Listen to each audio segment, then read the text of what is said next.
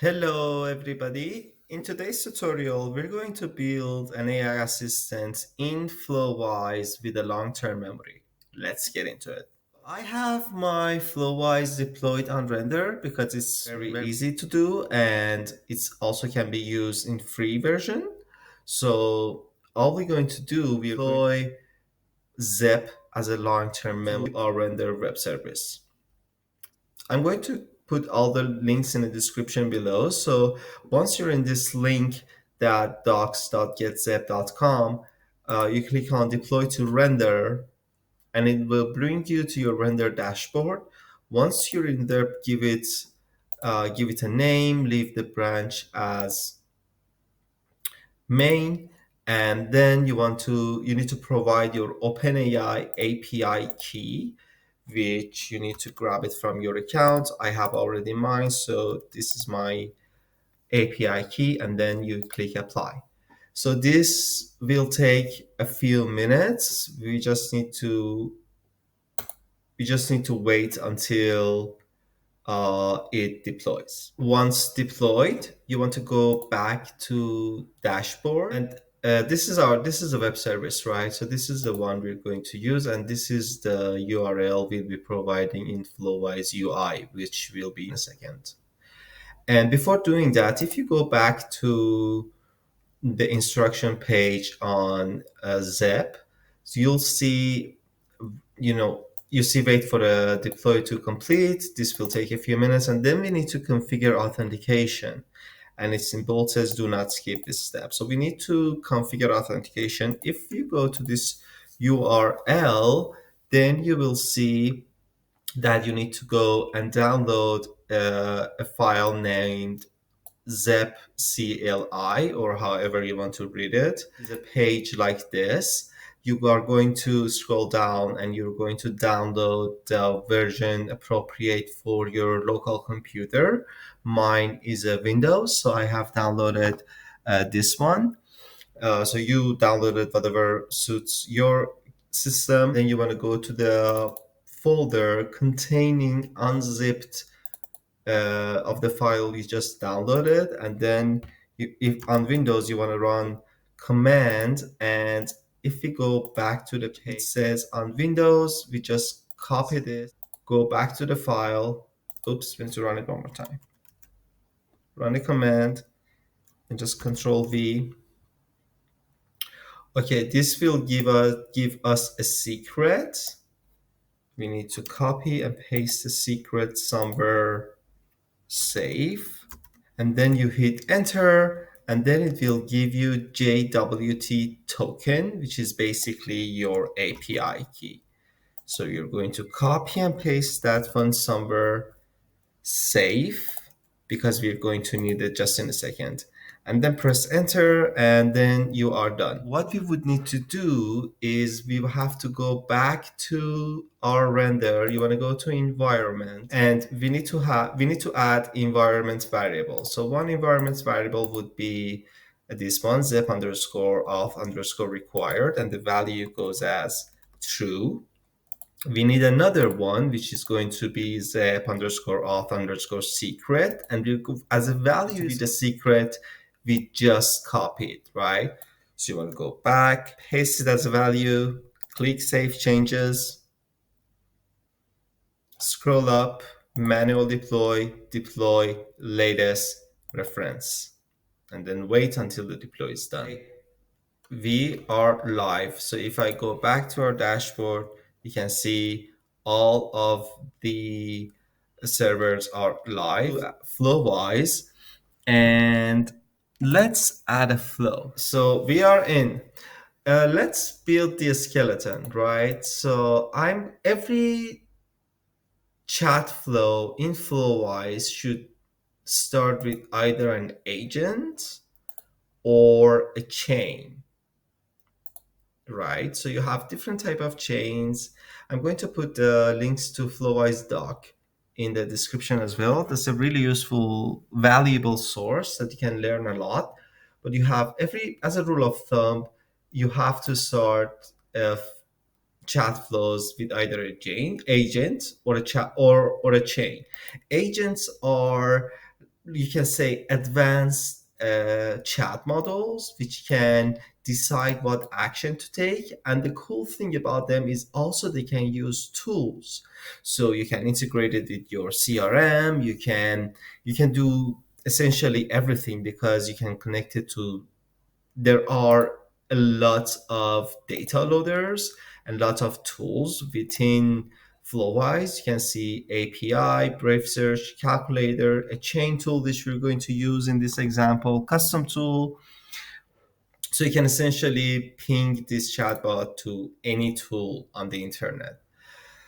Enough talking. So let's start with the from the bottom. Open AI chat model. So I'm going to go to chat models and I'm going to grab and an OpenAI chat model. Drag and drop.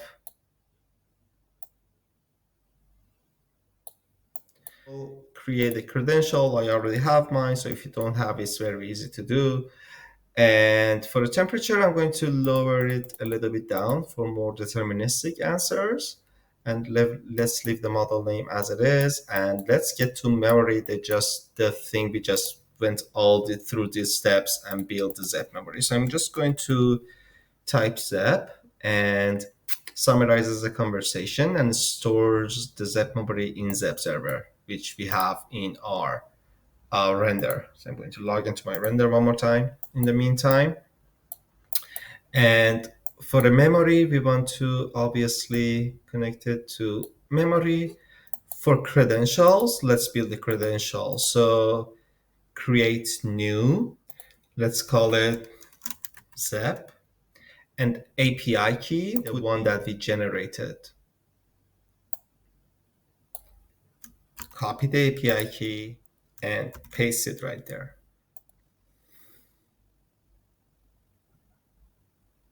We have our credentials set up for the base URL. Let's go back to our render dashboard real quick.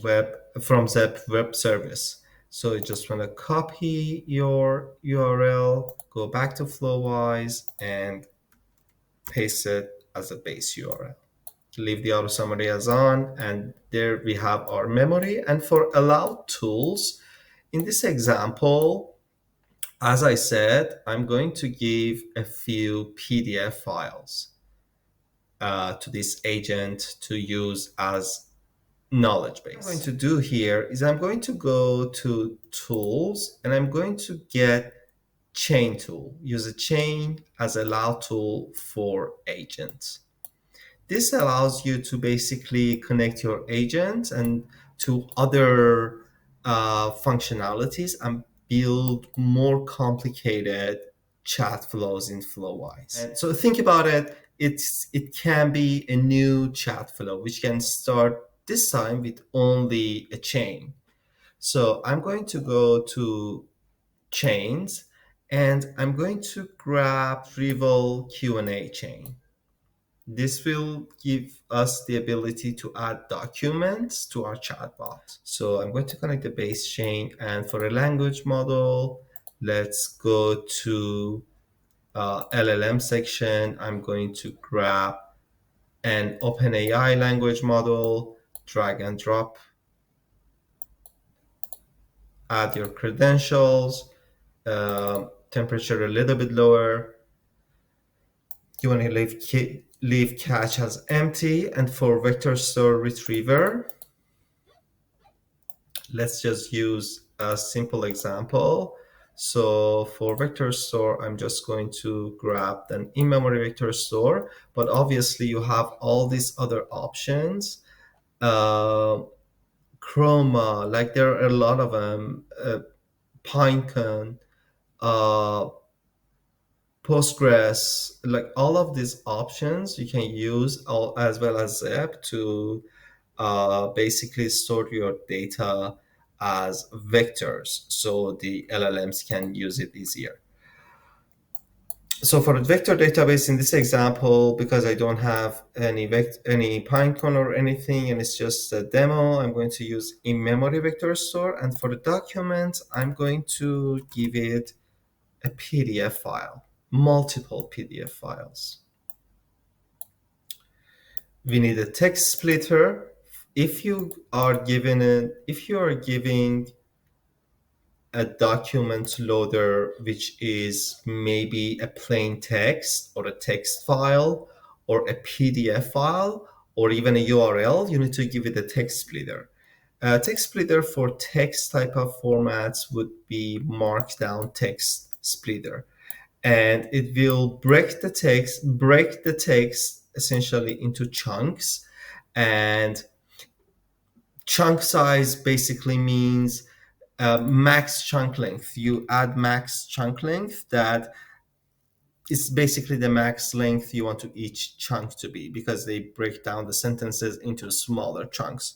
So since our document is kind of large, I'm going to give the chunk size as 200, and for chunk overlap 2000, and chunk overlap 200. And then I want to give it my PDF files. One document per page? No, one document per file.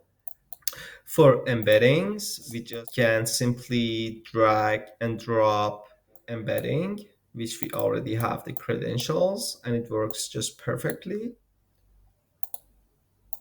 Giving your credentials and you're good to go. So let's look at the setup so far. And now let's go back to chain tool, now PDF documents and chain description.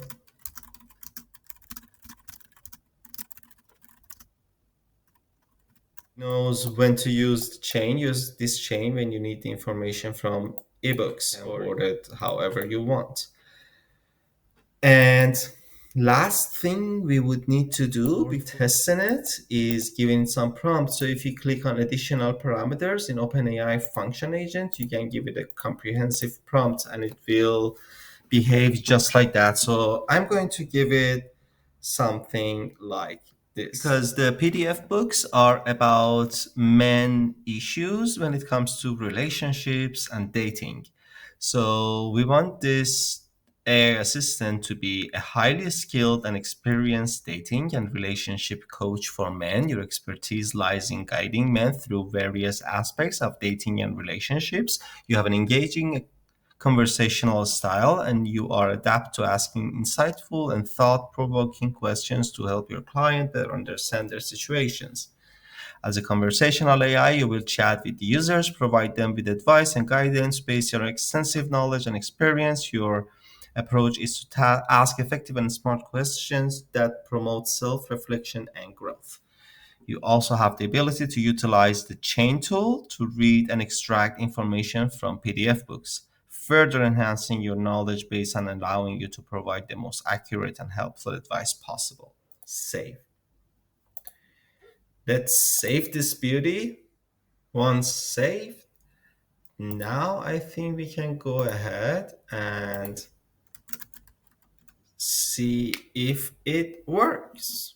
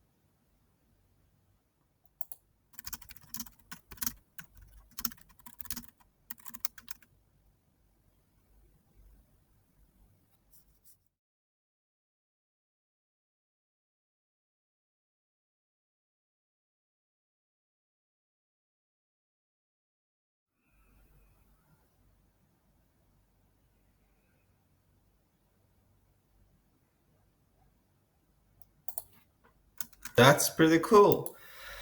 And that's how you build an AI agent with long-term memory. This particular setup, it allows you to add more tools. For example, let's say you want to have the information or the summary of this being sent some elsewhere to your Slack channel or wherever you want. Then you can actually go and utilize tools powerful one, a custom tool, which allows you to connect to Make. And once you're in Make, you are everywhere, right? So that's the main advantage of utilizing an agent. But if you don't want to do that, the thing I would suggest is delete the agent, and I can also delete the chain tool. We can also delete this chain.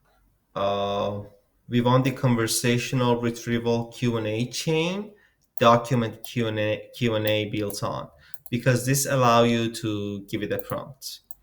So again, it's the same. You want to give it a language model.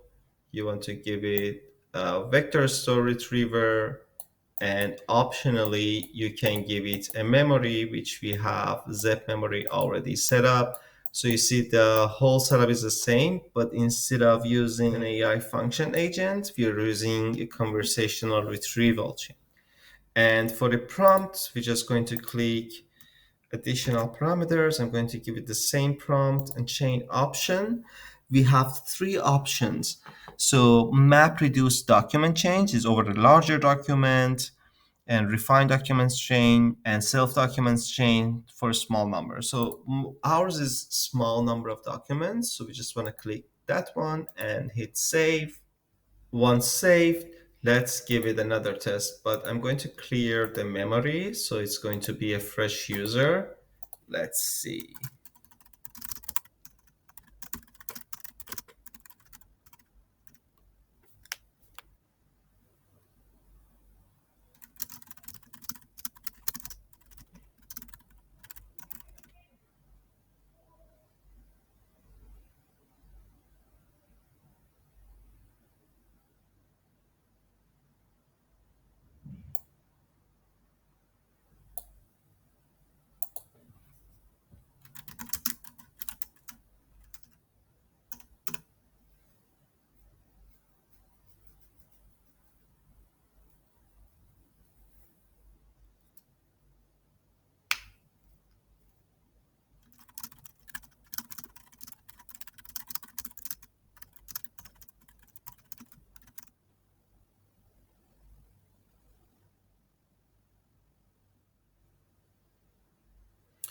So it's also pretty cool. So you see difference between when you use a conversational chain and when you use an OpenAI chain.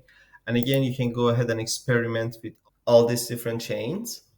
And Flowise is just a really powerful tool which is available almost for free.